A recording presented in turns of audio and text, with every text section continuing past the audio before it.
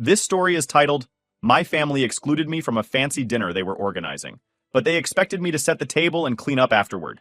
Instead, I ruined their dinner, made a reservation at my favorite restaurant, and turned off my phone. Hi everyone!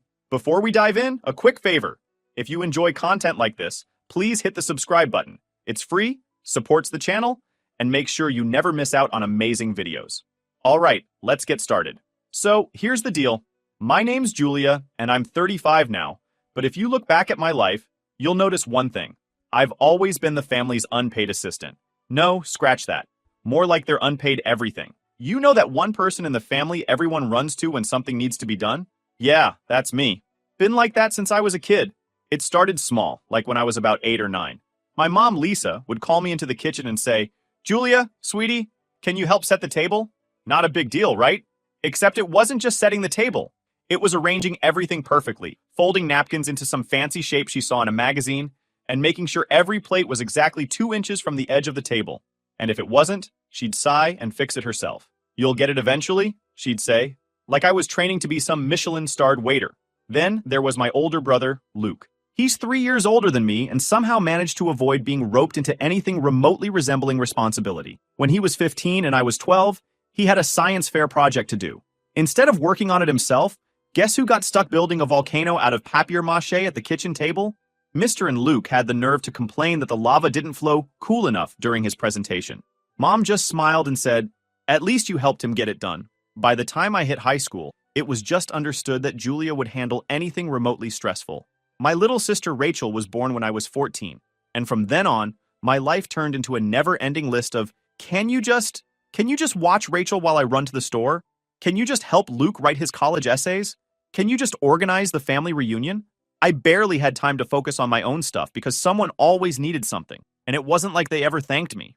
I don't even think they realized how much I was doing. It was like, in their minds, I was some kind of magic elf who made everything happen without breaking a sweat. But I noticed how Luke got praised for the smallest thing, like mowing the lawn once a month, while I was busting my butt to keep the house running. And Rachel? She was the golden child. She could do no wrong. If she spilled juice on the carpet, it was, "Oh, Rachel, you're so silly." But if I forgot to unload the dishwasher, it was, "Julia, why can't you just be more responsible?" One summer, when I was 17, my mom decided to throw a barbecue for the whole neighborhood. I didn't even get asked if I wanted to help. She just handed me a list of things to do. Marinate the chicken, make potato salad, set up the chairs in the backyard, and decorate the tables. Meanwhile, Luke sat on the couch playing video games, and Rachel ran around blowing bubbles. I asked my mom why no one else was helping, and she said, "Because you're the only one I can count on, Julia." That was the first time I realized how unfair it all was. But I didn't say anything. I just did what I always did. Sucked it up and got to work. Things only got worse when I went to college. I stayed close to home because it was cheaper, and I figured it would give me time to focus on my studies. Ha! Joke's on me. My mom acted like me living 20 minutes away meant I was still on call. She'd text me in the middle of a lecture. "Julia, can you come over and help me rearrange the living room?" Or, "Rachel needs cupcakes for her school bake sale. Can you swing by and bake a batch?" And if I said no, she'd pull the guilt card. "I don't know what I'd do without you." Meanwhile, Luke had moved out to another state, and Rachel was still a kid, so all the responsibility fell on me. Even when I told them I was drowning in schoolwork, they didn't get it. "You're so good at multitasking," my mom would say. "You'll figure it out." And I did, somehow. I graduated with a degree in event management, mostly because I figured, hey, if I'm going to be organizing everyone's lives, I might as well get paid for it. But even after I started my own business, the demands didn't stop. If anything, they got worse. My mom would call and say, "Julia, since you're an event planner, can you help me with Rachel's birthday party? Just a few ideas, nothing big." It was always big, though. One year, she wanted a circus theme, complete with a popcorn machine and a clown. I spent 2 weeks finding vendors and setting everything up. The day of the party, my mom told her friends, "Isn't it amazing what you can do with Pinterest?" I was fuming, but I didn't say anything. That's the thing about being the family helper. You're expected to be grateful for the privilege of being used and not being appreciated at the same time. Looking back, I should have spoken up sooner. I should have told them how unfair it was, how much it hurt to be overlooked and taken for granted. But I didn't. I just kept saying yes, hoping one day they'd realize how much I was doing for them. That day never came. Instead, things kept piling up until I couldn't take it anymore. All right, let me just say this. If you ever think about planning a family member's wedding for free, don't. It's a trap. I learned this the hard way when my brother Luke got engaged to Emily. Now, I already had my doubts about this whole thing because, well, Emily isn't exactly, let's call her easygoing. She's the type of person who'll send back her latte if the foam doesn't have the right consistency. Yeah, she's one of those people. When they announced their engagement, I knew my life was about to get stressful. Sure enough, the day after the big announcement, my mom called me. Julia, you're going to plan Luke and Emily's wedding, right? I hesitated because, by this point, I'd already decided that my time was worth something. My business wasn't huge yet, but I had clients and deadlines, and I couldn't just drop everything for Luke. So I said, Mom, I don't think I can do it for free. This is my job now. She gasped like I just insulted the family honor. Julia, you're his sister. You can't charge family. I caved, of course. I always caved. I told myself I'd just help a little, like giving advice or recommending vendors. But that's not how my family works. The next day, Emily called me with a list. Not a, hey Julia, could you maybe list number. It was a full-blown to-do list. Okay, so I need you to find a venue that can accommodate at least 200 people, she started. And it has to have a view, like a really nice view. Oh, and it can't cost more than $5,000 because Luke and I are trying to be budget conscious. I wanted to scream. A venue for 200 people with a really nice view for $5,000? Was she serious? I don't know what fantasy land she lived in, but in the real world, that's impossible. Still, I nodded along and said I'd look into it. That was just the beginning. Over the next 6 months, I became their personal assistant, therapist, and punching bag. Emily couldn't make up her mind about anything. One week she wanted a garden wedding. The next, she was all about a rustic barn theme. Luke, of course, didn't care about any of it. Whatever Emily wants, he'd say, shrugging. By the time we hit month 3, I was juggling so many tasks that I actually had to turn down paying clients.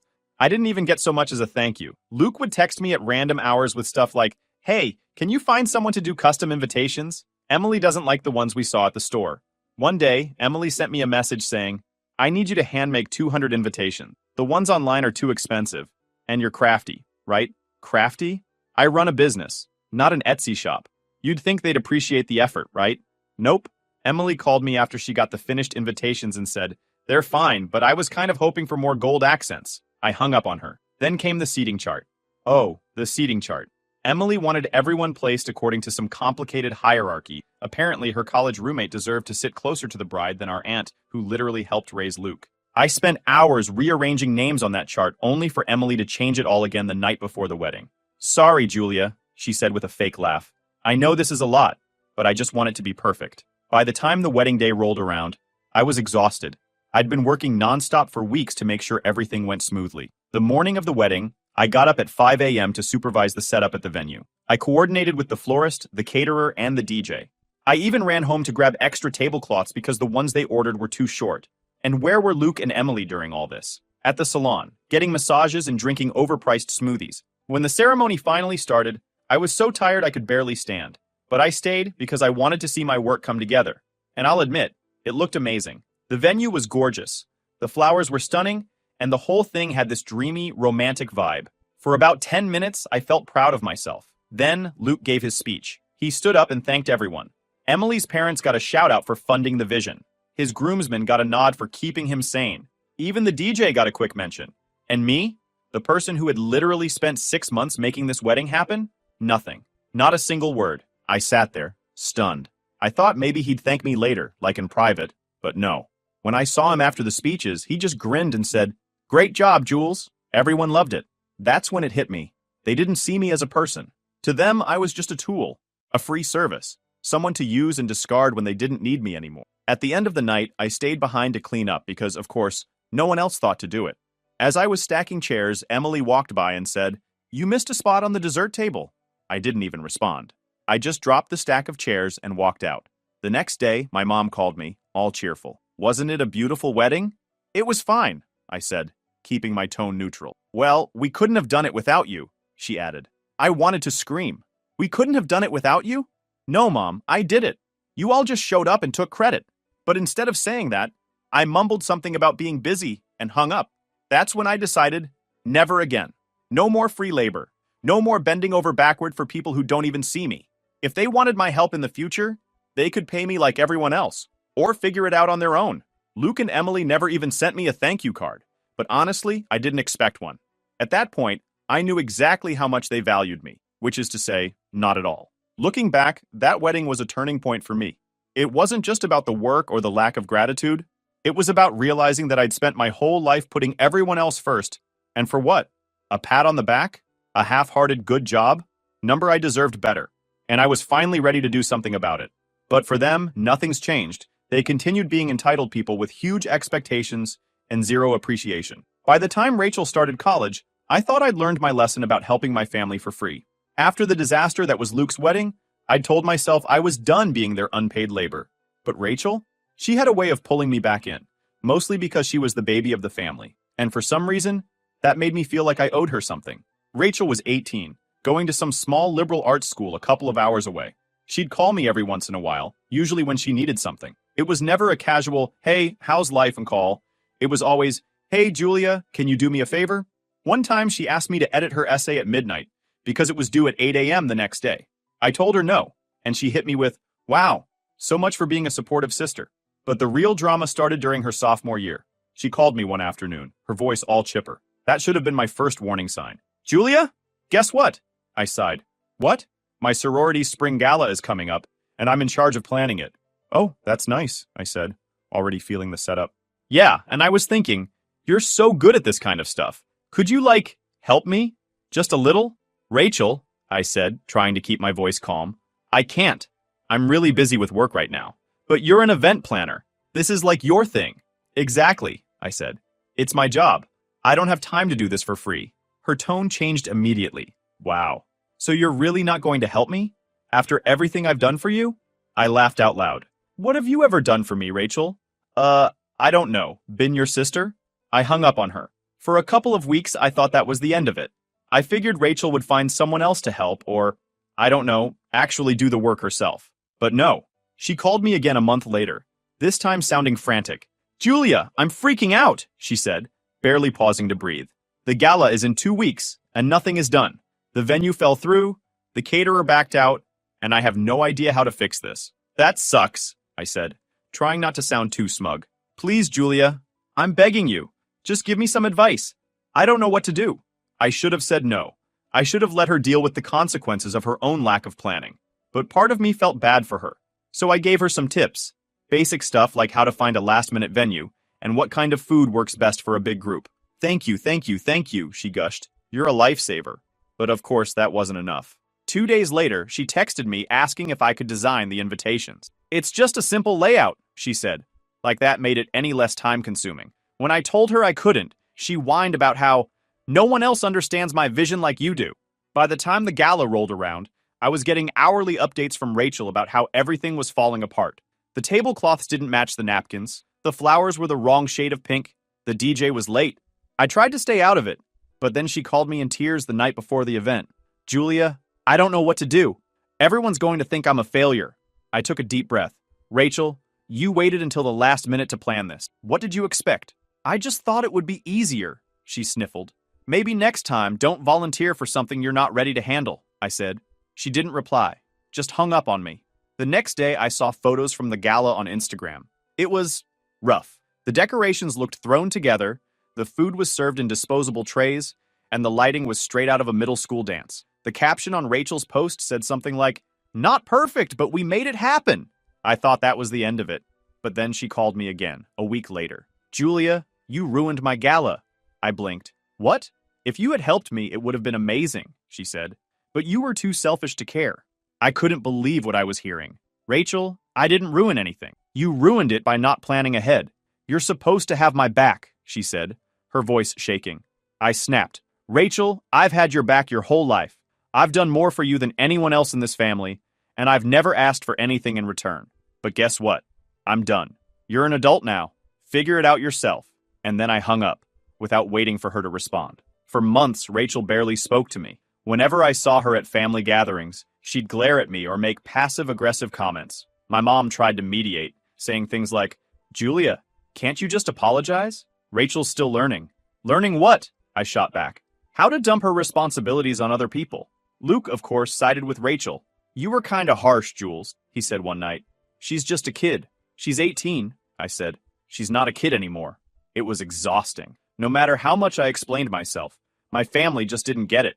To them, I was the bad guy for not swooping in to save the day like I always did. But I didn't care.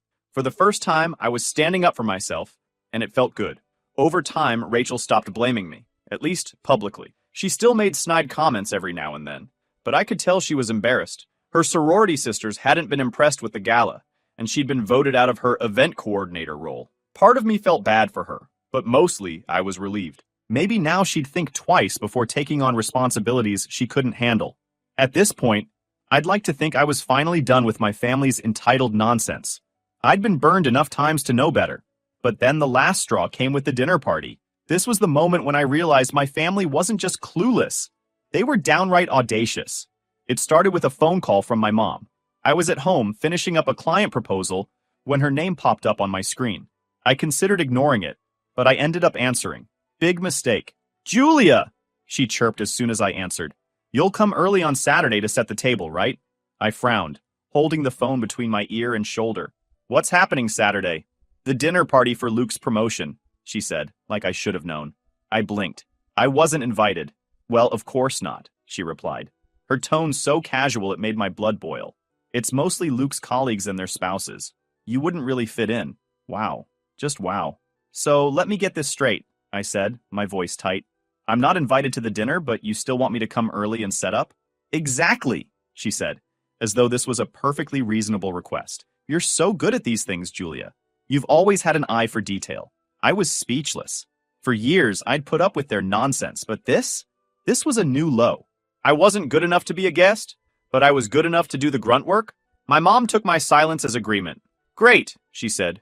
"We'll need you here by 4 o'clock. Don't forget to bring extra napkins. We might run out." I hung up without saying goodbye. For the rest of the week, I stewed. I knew I should have said no right then and there, but old habits die hard. The people-pleaser in me felt obligated to show up. But the angrier I got, the clearer it became. I wasn't just going to skip this dinner, I was going to ruin it. Saturday rolled around, and I arrived at their house just before 4 o'clock. My mom was in full-on hostess mode, bustling around the kitchen with her party apron on. She barely looked up when I walked in. "Julia, you're here! Good. The table needs to be set, the candles need to be lit, and the appetizers are in the fridge. Can you plate them?" "Sure," I said, keeping my voice neutral. But in my head, I was already plotting. First, I accidentally swapped the fancy linen napkins with some paper ones I found in the pantry. Then, I set the table with mismatched plates and cutlery. Nothing too obvious, just enough to throw off the aesthetic. I placed the salad forks where the dessert spoons should go and deliberately skewed the alignment of the place settings. My mom was too busy barking orders to notice. Next, I moved on to the appetizers. They'd ordered these tiny gourmet canapes from some swanky caterer, and my job was to arrange them on trays. Instead, I accidentally knocked one of the trays onto the floor. Oops. The rest went into the fridge, but I made sure to leave the temperature dial cranked all the way down. By the time they got to them, they'd be half frozen. My pièce de résistance, the drinks. Luke and Emily had splurged on a couple of bottles of fancy imported drinks for the evening. I poured a liberal amount of salt into each bottle and gave them a good shake before resealing them. I even left a cheap bottle on the counter as a backup. By 5 o'clock, I was done helping. I grabbed my purse and told my mom I had to run an errand. She barely looked up from her seating chart. "Just be back before the guests arrive," she said. I didn't go back. Instead, I made a reservation at my favorite restaurant and treated myself to a quiet, drama-free evening. As I enjoyed my meal, my phone buzzed relentlessly. First, it was my mom. "Where are you? The guests are arriving." Then Luke chimed in. "Julia, this isn't funny. Mom says the appetizers aren't ready." I silenced my phone and ordered dessert. Later that night, Clara, my best friend, texted me. "Check Emily's Instagram," she wrote, followed by about 10 laughing emojis. Curious, I opened the app. Emily had posted a series of photos from the dinner party, and let me tell you, it was a train wreck. The first photo showed the table, which looked like a thrift store threw up on it. Mismatched plates, crooked napkins, and unlit candles. The caption read, "When your sister promises to help but bails at the last minute." The next photo was even better.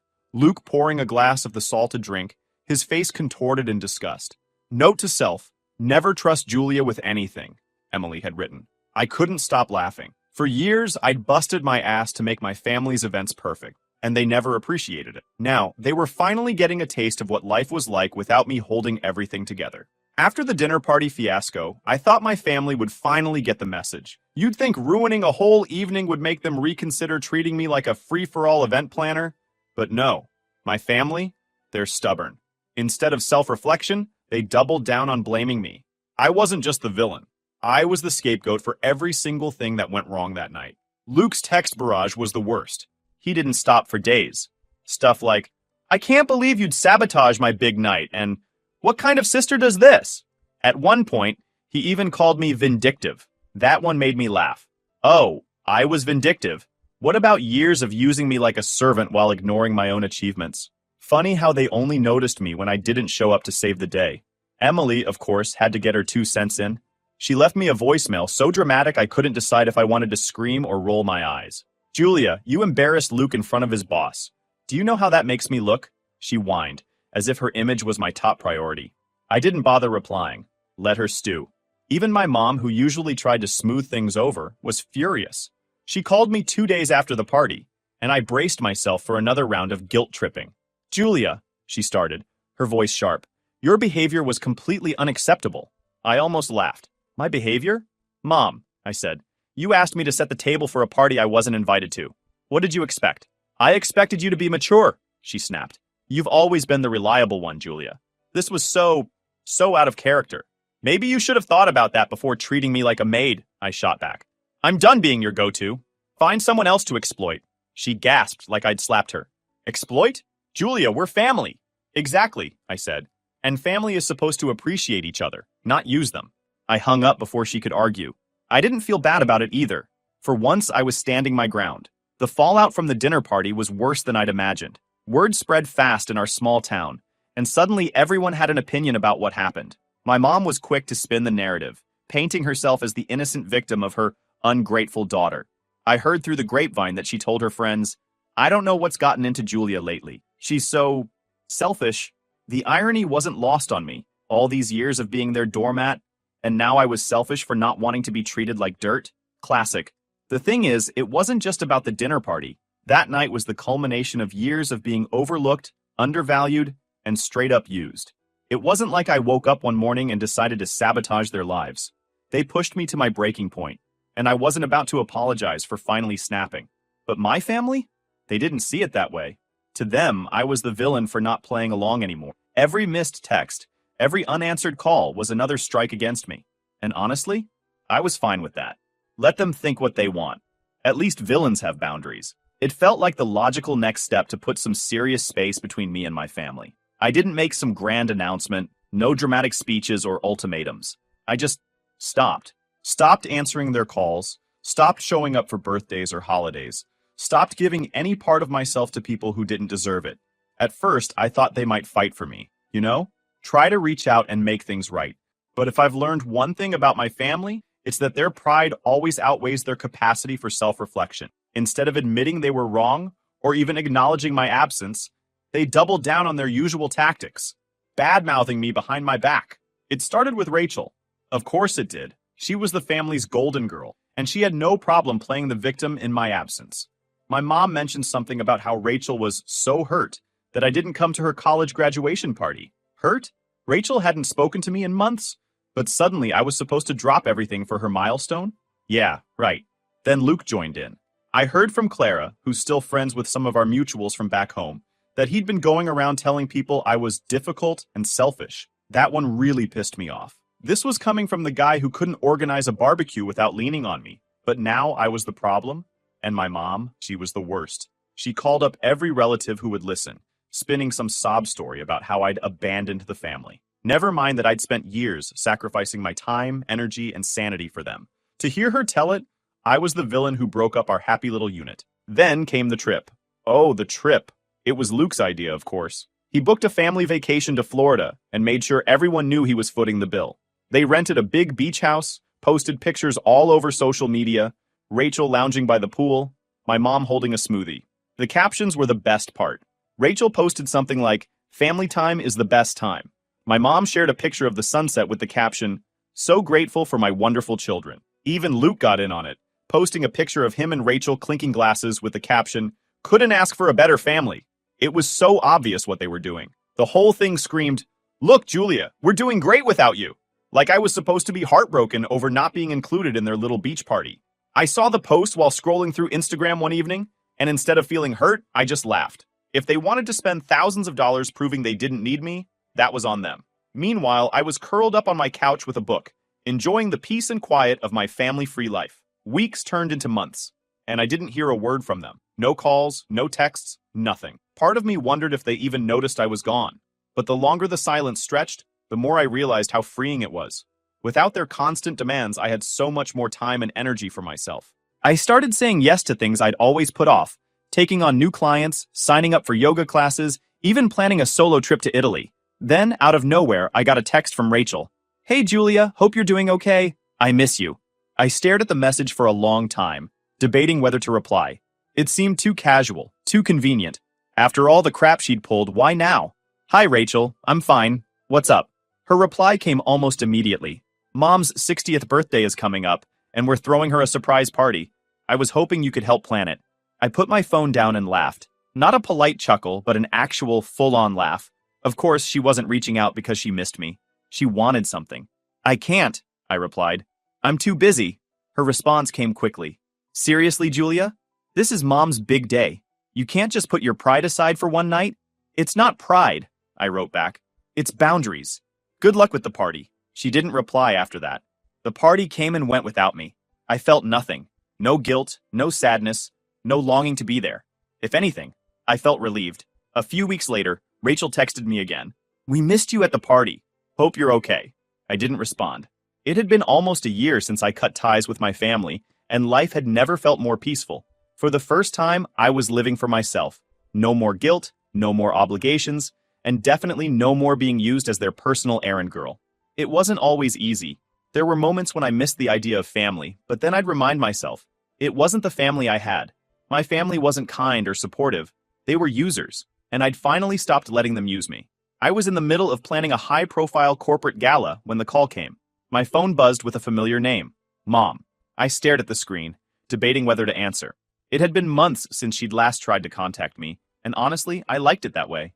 But something made me pick up, curiosity maybe, or a desire to hear just how far they'd go this time. "Hello?" I said, keeping my tone flat. "Julia," my mom said, her voice softer than I'd ever heard it. "How are you, honey?" I blinked. That was new. "I'm fine. What's going on?" There was a pause, and then she sighed. "We've been talking, me, Luke, Rachel, and we realized we owe you an apology." "An apology?" I almost laughed. Where was this energy a year ago? "Oh?" I said, keeping my voice neutral. "We were wrong to take you for granted," she continued. "You've done so much for this family, and we didn't appreciate it the way we should have." I leaned back in my chair, letting her words sink in. It was what I'd wanted to hear for years. But now that it was happening, it felt hollow. "Why now?" I asked. "What changed?" "Well," she said, hesitating, "we've been struggling. Things haven't been the same without you." I snorted. Of course. It wasn't about me. It was about what I could do for them. "What do you want, Mom?" I asked bluntly. She hesitated again, and then it came out. "Rachel's wedding is coming up, and we really need your help. You're so talented, Julia. No one can do what you do." There it was, the real reason for the call. I couldn't help but laugh, loud and bitter. "Let me get this straight," I said. "You're only apologizing because you need me to save Rachel's wedding? That's not fair," she said quickly. "We miss you, Julia. We want to make things right." "No, you don't," I said. "You want me to fix your problems like I always did. Well, guess what? I'm not your fix-it person anymore." "Julia, please," she said, her voice trembling. "Rachel's been so upset. She really wants you there." I thought about all the times Rachel had called me selfish, ungrateful, a terrible sister. All the times she'd expected me to clean up her messes without so much as a thank you. And now she wanted me to swoop in and save her big day? "No," I said firmly. "What do you mean, no?" my mom asked, her voice rising. "I mean, no," I said. "I'm not helping with the wedding.